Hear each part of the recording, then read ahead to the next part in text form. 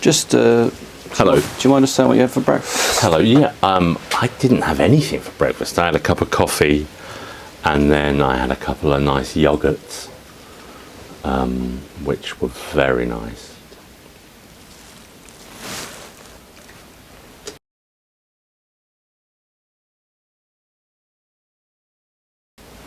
I'm really fucking bad. I'm just rudderless and I get depressed very easily because I need something, you know. And I'd never been an artist at all. My dad was a watercolorist and he was amazing. So I never thought, I think I had a weird notion of what art was, you know. It had to be a perfectly drawn face or it wasn't good in some way, you know.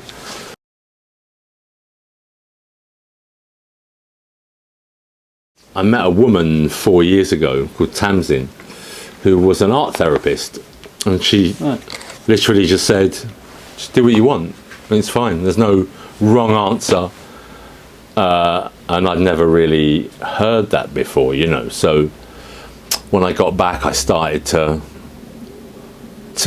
draw and to paint, you know, and I had a weird romantic notion that I'd want to be like a Pollock kind of abstract artist, and found that I didn't enjoy it as much as I thought I would. What, the abstract side? Yeah, because you look at, I mean, you get this a lot, and it's going to sound really stupid, but you know, people look at paintings and say, oh, that should be easy, that'd be easy to do. And then it's like, well, actually, it really fucking isn't at all, you know. I must say, twice a day, my kid could do that. Yeah. But my answer to that is, well, it didn't, first of all. And I'd never, because I was never good at drawing faces or people, I just didn't do that. I never imagined that I'd ever do that. And then about 3 years ago, I had a really awful bout of insomnia that lasted over a year, you know. So I'd be up at 1 a.m. and I was like, okay, so what? I need to do something. I can't just sit here. So I started just to draw people, and they were shit, but there was a joy in it, you know. And I did that every night for a year and a half, and so now I've got like, inside I've got like 500 or 600 portraits which I watercolored of a group of people I called the Night Folk. Yeah, you talk about that nicely in the book. Yeah, and it was just people that, I mean, I guess it stemmed from a loneliness, you know, and a need to be with people. And then since that point, I then kind of turned my back on trying to be an abstract artist, and I just kind of do faces now. Are they people from memory or? No, just people I made up, you know. And I think what's nice about art for me is there's no wrong answer, you know what I mean? There's no wrong interpretation of, because I was talking about this the other day with Simon, and sometimes you work on a character and you get on set and then you start to do what you think this character is, and the director will be like, well, no, I don't want that, I want this, you know. And then all of a sudden you're like, right, okay, well, I never imagined it being that, so now I have to now change all that, which is fine, because that's part of that job, that's part of that creative process. But in terms of art, it's like, it doesn't matter, that none of it's wrong, you know. And I think in that there's something really freeing, that I really love. And I think it's, as soon as, and there's a joy too in knowing that, okay, so today I don't have to do anything to do with learning lines or characterization, or, you know, my kids have gone to school, I can now come in here into this cold little shed and have the radio on, and I can just paint for 4 or 5 hours. And it's literally the happiest. And you enjoy it? I love it, yeah. I mean, it is the happiest that I am, that just to come in here and sit in here, and because I'm also surrounded by people, you know, even though I'm alone, I can I'm surrounded by weird fucking people, you know. It doesn't feel lonely, does it? No, it's like No, it's not. It's, and energy as I said, it's like, you know, that door, I know you can't see it, but the door opens fully, and when the sun's out, and I get so many people stopping and coming to talk about them, and some people buy stuff. And on Friday, today's Monday. On Fridays we have the bin men turn up. So as soon as I hear the bin men, I have to shut the door because we got into a point where every Friday they would come in and would be so weirdly critical about all my painting. No. I mean, some of them, there's a couple of them. One of them would be like, well, yeah, it's all right, I like that. And then another one would say, nah, it's all shit, it's not for me, mate. But like really cold about it. And there was one day when I shut the door, but there was like a gap of a meter. And he still got in. He came right underneath to come in. All right, mate. Yeah, no, yeah, some of it's all right. How do you take criticism? I don't care, right? I mean, it is what it is, right? It's all my lights are going to run out of battery. It's just like all of it. It's like, well, do you want to listen to it or? Well, the sequence you write about making bread, that for me, I know more about art than I do about food. Yes, right. But our girlfriend will admit that. Right. But it read for me the exact process of when I talk to artists about when they're trying to make a picture. Yeah, right. It's the same thing. It's just, that was all about when I couldn't sleep either, getting up and thinking, all right, well, let's now try and learn to make bread, you know. So when the art therapist came and said, oh, why don't you try painting? Yeah. Had you, I mean, you said your dad was a painter, had you always painted and drawn and stuff? I'd never. When I was 18, I lived in the north of Israel for like 2 years, and one of my jobs was, the kibbutz I was on had an art gallery, and you could get a job in the gallery.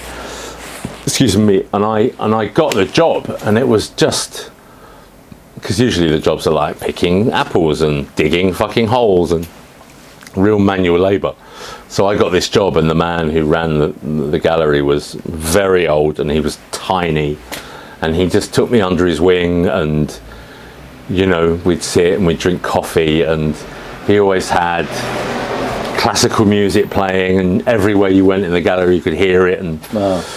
I had access to like the back room where there was just so many fucking paintings, just incredible paintings, just stored. And so I was on my own a lot of the time, just in a gallery, and then he'd give me bits of paper and some paints, and I kind of dabbled a bit then, but again, you know, like being, And that was your first gallery experience? yeah, but being 20, you know, I was like, you know, I was so self-critical in terms of, I'm a bit like this now, but I'm getting better at it, but it's like, if it's not brilliant, then why are you bothering, you know? Right. And I realise now that that's not the point of it. The point is doing it, not how it turns out, I think. Doing something, you know, making something. Yeah. It's like that thing when people say, well, my kid could do that, but they didn't do it. Yeah, he didn't do it. You finally got, you know. Yeah, and it's also about, you know, I don't know, I see a lot of pictures, I see a lot of paintings, but I'm not necessarily sure it's art, if you know what I mean. Yeah. I just feel like art is the emotion, not the thing on the canvas. Do you know what I mean? Completely, yeah. So if I can do that, then that painting is a success for me, you know, rather than just it's a beautiful painting of a mountain, which, yes, technically it's incredible, but I don't think it's art, you know. No. People always ask about, they're always fascinated by people's processes. Yes. And I just wondered, like, when you come in, like, is it music on? Music is on. I listen to a lot of hard house, so hard house goes on, and this space is so small that I have to really, I kind of like it too. I mean, I've had to build like another little shed out there to put everything else in, but I just love the fact I can have like, there's probably 20 paintings going on at the moment. Oh, you're not just working on one and finish it? No, because it takes so long to frigging dry and stuff, and some of them I don't want to bleed into each other. I want there to be a precision to it, you know. So, but just the ability to just have a little dab, give that one a little dab, you know, and just to go round, and I guess it's the same thing as having being a lover of ferns, you know, and you're just nipping one off and watering that one and giving that one a bit of love, you know. So, and it's very rare that you get to a point where I'm like, okay, well, that's finished, you know. By looking at other artists that, you know, a painting, someone like Giacometti, is like, it's essentially 3 circles in an oval, and it's like, that is a face. That is a fucking face, you know. It doesn't have to be a photorealistic drawing of a human being. It's like, that is a face, and from just those 4 shapes, I'm absolutely getting the emotion from that person, you know. And I was like, wow, what a fucking thing. Wow. Yeah, I love what you said about Picasso's noses. Yes. In the triangle. Yeah. But it absolutely worked, you know. So I think once I started to realise that,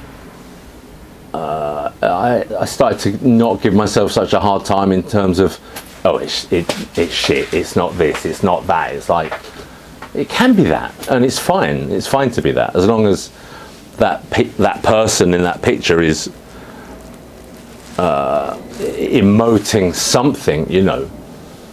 Then that's the thing. It doesn't have to be technically perfect, you know. Because it's, I don't know, you get to a point when you're 51 when I have a lot of friends, but we have children. We live in different parts of the world, you know. So I think, I definitely think there was a point when that I just was terribly lonely, you know. And I think getting the chance to draw to draw friends kind of helped, you know. Because now wherever you are, wherever you look, there's some kind of weird face, you know, which I find kind of. But those faces, each one's got real personality. Yeah, I hope so. I mean, again, that's the thing. That's what I'm trying to express. I mean, anyone can draw a face, but to draw or to paint grief, it's like, or joy, that's the key, you know. That's the thing I'm trying to look for, you know. My partner went, it was a few years ago now, we went to see Lee Krasner's exhibition at the Barbican. It was like, fucking hell, you know. The second you walked through the door, you could smell it, and then you look at it and you can see, you know, every single brush mark. You can see everything. It's just like, I could touch her, you know. And it's like, I found that just incredible that you're essentially, even though she's been dead 30 years or whatever, it's like, I can see a bit of hair in there, you know, or a bit of a seed, or it's like that's almost as important as the painting, you know. That's a physical representation of the person that fucking bled onto that canvas, you know. They were right, you know, in that moment. Yeah, exactly. I mean, part of the way it's put on is, I mean, the process is also part of the art, not just the ending, you know. Yeah. If you know what I mean. Yeah. Krasner, Picasso, I mean, they're pretty good people to be looking at. Yeah, I love, who else do I don't know, my brain's difficult when it comes to stuff like that. I've got a tattoo of Basquiat, and I really like Basquiat. I was going to say that. We screened a great film at the gallery earlier in the year about like early Basquiat, before he's famous. Yeah, right. There's a little documentary made about him. Okay. I can send it to you. Yeah, God. It's fantastic. But like, even that, it's like, well, I don't know. I just think it's like, I heard a song the other day that I'd never heard before, and then because of my ADHD, it meant I then listened to it 200 times, back to back, and it reminded me a lot of art and creation itself, where it's like I was trying to explain this, and it was kind of weird to explain, but I think like paintings, it's almost like magic, like actual magic, if there was such a thing as magic, because it's like none of this shit existed, and it was just birthed by magic, if you know what I mean. You know what I mean? Like that song, it was just like these people did this thing out of the blue, and they came up with this incredible song. And it's like, I think about Basquiat like that. It's like, yeah, they just fucking painted magic. And Picasso, it's like none of that shit existed, and he had a brush and some paint and a canvas, and then magic happened. You know what I mean? And then it's there forever. It's there forever. You know. Does that ever factor in? I think legacy and fuck. I mean, listen. I think if my kids had a chance, as soon as I died, they'd burn all this shit. But I think I'll edit that bit out. No, yeah, it's fine. I think, I don't know. I think you get to a point. I'm 51 now, almost 52, but I don't know. I mean, my dad's. I have like 20 of his watercolors, and very little else to prove he ever lived. You know, but I mean, what would you do with it all? I think part of me thinks that. I don't know, it would be nice to think the ones I've sold will live forever. I don't know what. Obviously, it must be a lovely thing to, you know, someone's bought it and they now live with it, and a part of something that's made here is now in someone's front room. Yeah, it's a real. I feel really grateful that someone saw something in the painting I did and thought, I want that in my house. Yeah. You know, it's quite. That's going to come and live with us. Yeah, right. Nice. But I mean, I just love them. I mean, I like being in here. It feels. It's very calm. Yeah, it's nice because the road's really quiet too. But it's nice, like you said, people walking by. Yeah, especially in the summer. When the summer, it's fucking hot and warm, and it's like. It's so nice. It kind of feels like. I mean, it's not this obviously, but I have like a vibe like I'm in New York or. You know what I mean? People are wandering by and they're stopping and really chatting to people, and you know, it feels like I feel like an artist then, you know, because people are like, there's an artist that lives in the street, you know. Well, it's interesting that you used it. I hope you don't master. You said about the ADHD and do you find it helpful? Well, it's this and being on set and shopping and cooking are the only times when there's not a cacophony of 100 voices and music and thinking about menus I read 10 years ago or people I knew. You know what I mean? It's just me and that. And the process of, okay, I need to reorder this, or and let's clean that now, and this needs to be done. Because there's always, when you have like 20 paintings going on at once, there's always, even though it's not written down in terms of what I have to do, it's like, okay, I do this, and now that one, and this, now that one. So is that process itself is that noise. Yeah. That takes over from the other shit, you know, which is not helpful or artistic or fun or, you know. Just full, yeah, for shit. I think I gave myself 10 years. I said, when I started painting, I was like, do it for 10 years and see what happens, you know, don't just do it for a year and then get disheartened. And so it's been 4 years. 6 to go. 6 to go. But already in those 4 years, it's like I've just literally every time I come in here, I learn something, and often that's how not to do something, you know, not how to do something. It's like, okay, well, that didn't work, or, you know, even just like painting stuff, like just like beginning to do something, you know what I mean?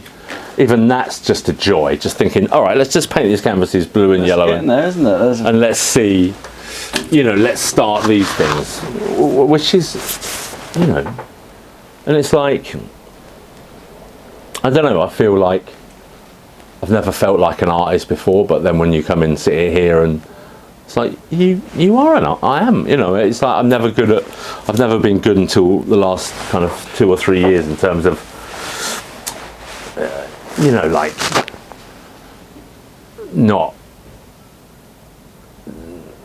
thinking I was a good actor, or not thinking I was a good writer, or not thinking I was a good human. You know what I mean? But I think the last 3 or 4 years, that's kind of changed in terms of being proud of the fact that even leaving school at 15, I've done all this. I did all that. I made all those films. I wrote those things. I wrote these books. I painted these paintings. It's like, do you know what the turning point was there?